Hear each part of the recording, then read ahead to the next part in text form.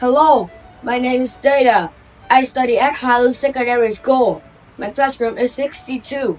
Today, we'll be talking about Vietnam's unity and creativity. Let's begin. Today, we stand together to honor the enduring spirit of unity and creativity that has shaped Vietnam's journey through history. Vietnam's unity is born from diversity, from the mountains in the north to the Mekong Delta in the south. We are a picture of ethnicities, cultures, and languages.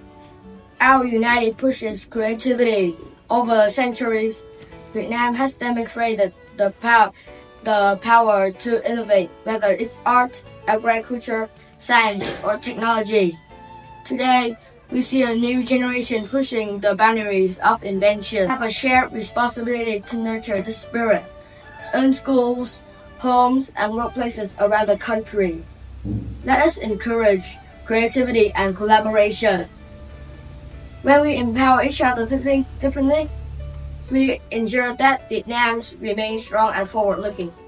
As we look ahead, let us continue to unite as one nation, inspired by our past and driven by our creativity, so that we can shape a future full of possibilities for all. For me, Vietnam is a wonderful country.